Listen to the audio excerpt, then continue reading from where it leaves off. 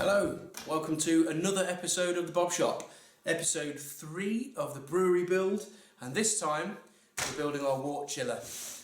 Basically a big copper coil that you run cold water through and you dunk that into your hot wort, and the cold water basically takes the heat away and cools your wort down really quickly.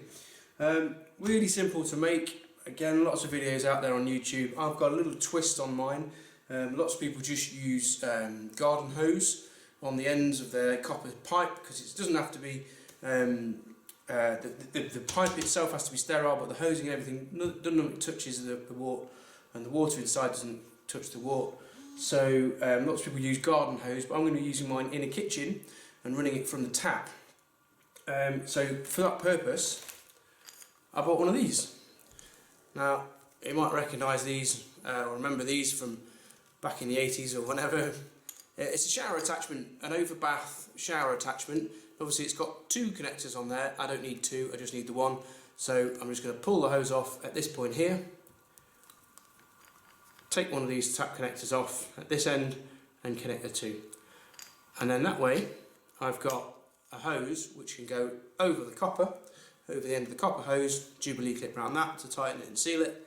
And I can just plug that directly onto my tap. And I'll end up with about a metre, just shy of a metre of hose there. So I can always extend that if I need to, but it will give me a nice tight seal over my tap for my water supply. So.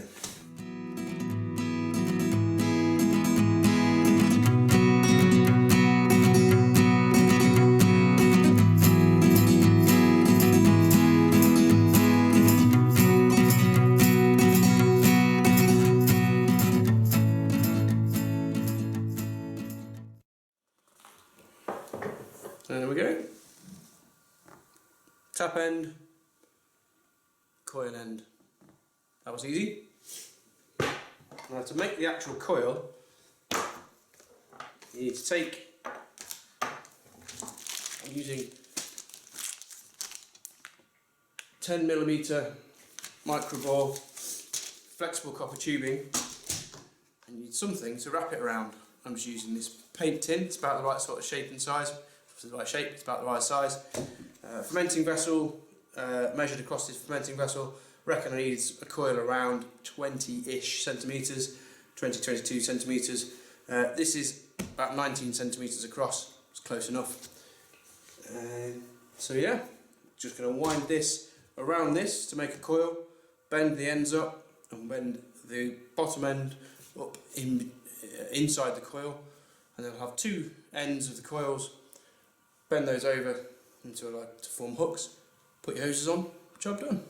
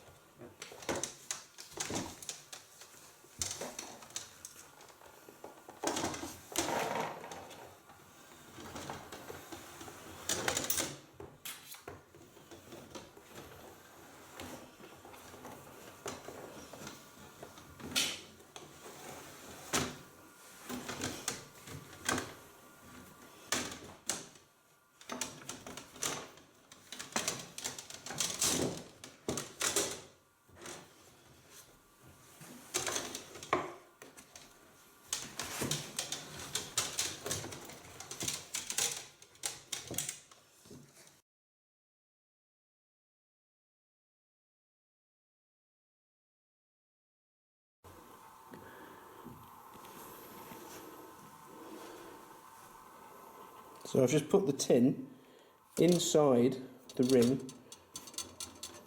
started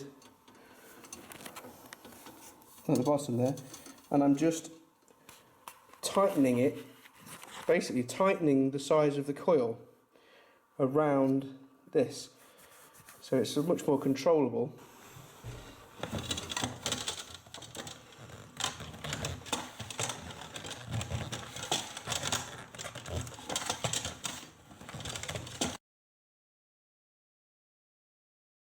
And there we go. Lift that out. There's the coil. Pretty happy with that. Doesn't have to be really tightly bound. In fact, some people will tell you it's better to have little gaps between your coils. Some people say it doesn't matter, but and the advantage of that way of putting the putting the paint tin inside the coil that was already there, and then simply tightening the coils, shrinking the size of the ring, was it uses the natural curl that's already in it. So you're not fighting against the sort of the shape that the pipe's already in. So there we go, there's my coil. I've left this tail end, I haven't tightened it in, because actually what you need to do is take it up the way, do this quite carefully, because you don't want to put kinks in it.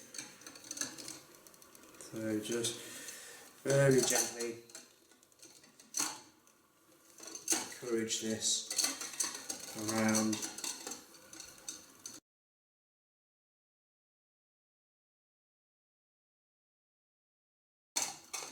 And then you take this end and very carefully, you don't want to put a crease in the pipe.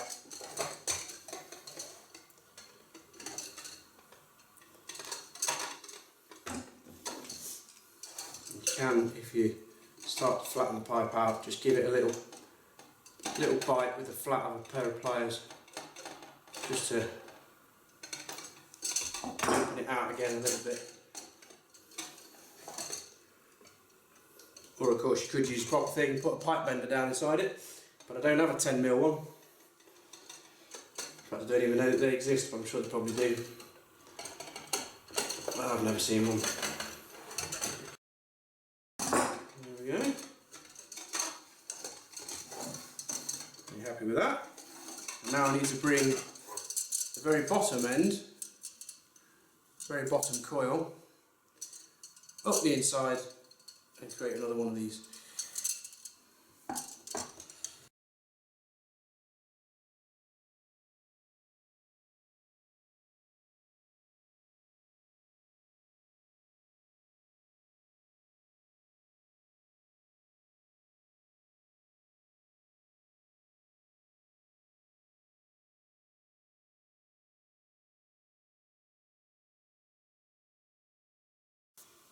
And there you go. That's basically it. What's that taking? 10 minutes? Just tidy up a little bit of that. There we go. So this goes on one end.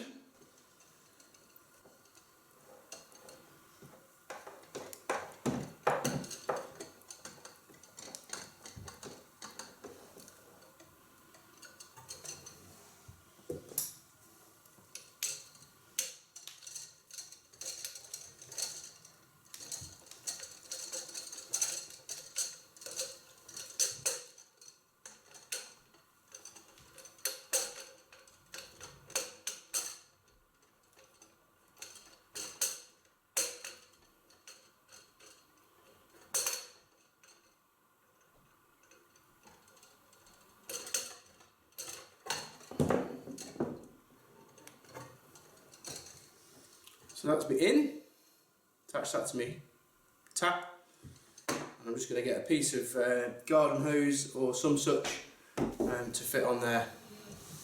And here it is, simply just a bit of hose, regular garden hose. It's nice and long so that the wastewater coming out, I've got a bit of length on it to get it back to the sink. And as you saw earlier, just this tap hose. I have now used this since finishing it off, and I will say it works an absolute treat. So definitely a good way of doing it. Doesn't matter that this is old hose because it's the wastewater and it doesn't touch the wort or anything, so it's not a problem with that. And there it is. So the next video will be it's all in action basically. I've done an all grain brew now, so the next video will be all about that. So hopefully now you've enjoyed the brewery series and you've all obviously built your own all grain system, do feel free to make some videos, tag the videos in there if you've made any of this stuff yourself. I'd love to see your own creations and any tips or improvements or advice that you could give on how I could have done it better. And yeah, look forward to seeing you at the next video, and yeah, happy drinking, happy brewing. See you next time.